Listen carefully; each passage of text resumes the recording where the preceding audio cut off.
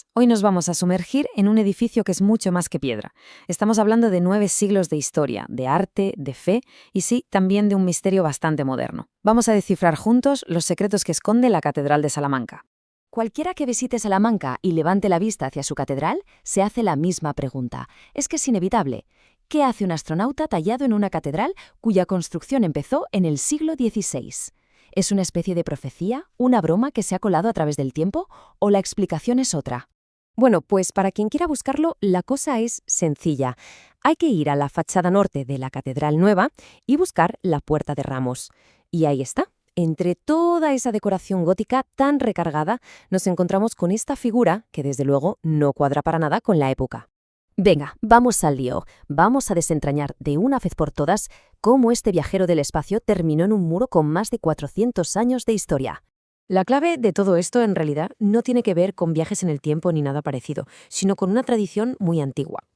Los canteros, cuando restauraban una obra, solían dejar una especie de firma, un guiño, un detalle de su propia época para dejar constancia de la intervención. Y aquí está la solución. Todo es mucho más reciente de lo que parece. En el año 1992, durante una gran restauración, el cantero Miguel Romero, siguiendo esa vieja costumbre, pensó: ¿cuál es el símbolo de mi tiempo, del siglo XX? Y claro, lo tuvo clarísimo: la exploración espacial. Así que, como firma de su paso por allí, talló este pequeño astronauta. Pero lo mejor de todo es que el astronauta no está solo. Si nos fijamos bien, en esa misma restauración se colaron otras figuras, digamos, modernas. Hay un dragón comiéndose un helado de cucurucho, un lince, una cigüeña. Vamos, que se lo pasaron bien dejando pequeños guiños del siglo XX en una obra centenaria. Ahora bien, este misterio del astronauta es solo la punta del iceberg. Es la puerta de entrada a una historia mucho más grande, porque Salamanca es especial. No tiene una, sino 2 catedrales, pegaditas la una a la otra, y su historia es única. Veréis, lo normal en otras ciudades será tirar la catedral vieja para construir la nueva, pero en Salamanca no, aquí decidieron conservarla. Así que tenemos la catedral vieja, que es románica, más pequeñita, más oscura, que sirvió de iglesia mientras se levantaba al lado la catedral nueva, que es gótica, inmensa, luminosa. El resultado es un tesoro arquitectónico que no se ve en casi ningún otro sitio. Y cuando digo que están juntas, no es una forma de hablar, es literal. La catedral nueva se apoya físicamente sobre el muro de la vieja. Es como un abrazo de piedra entre 2 épocas, un conjunto inseparable donde conviven casi 1000 años de arte.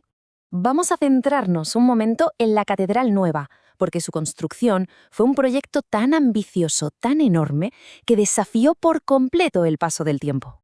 Su construcción fue una auténtica odisea, duró más de 200 años. Hay que imaginar las generaciones y generaciones de arquitectos y canteros que trabajaron ahí.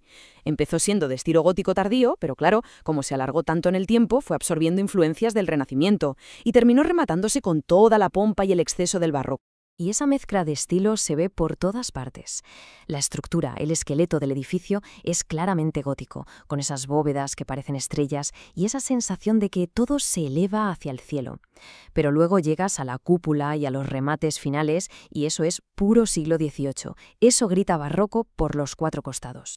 Pero la historia de la catedral no es solo de cómo se construyó, sino también de cómo sobrevivió. Y su prueba de fuego, la más dura de todas, llegó con un desastre natural que casi lo tira todo abajo. El 1 de noviembre de 1755. Esa fecha es clave. El famoso terremoto de Lisboa sacude toda la península. Y sus ondas llegaron a Salamanca con una fuerza tremenda, devastadora. El campanario, una mole de más de 90 metros de altura, sufrió daños gravísimos. Se agrietó, se inclinó y la gente de Salamanca entró en pánico pensando que se les venía encima en cualquier momento. Pero contra todo pronóstico, la torre aguantó. No se cayó, se quedó ahí, en pie, desafiante, y desde ese momento se ganó el apodo de la Torre Valiente y se convirtió en un símbolo de la capacidad de resistencia de la ciudad. Para estabilizarla, los arquitectos de la época tuvieron una idea brillante. En vez de derribarla, decidieron forrar toda la parte de abajo con un muro de piedra increíblemente grueso, como una especie de armadura, y por eso hoy tiene ese aspecto tan macizo, tan fortificado. Fue la obra que la salvó para siempre. Entonces, si juntamos todas estas piezas, el astronauta, las 2 catedrales unidas, el terremoto, ¿qué tenemos? Pues no tenemos solo un edificio. Lo que tenemos delante es un auténtico libro de piedra. Es que la catedral es como un archivo. Cada estilo arquitectónico es un capítulo distinto.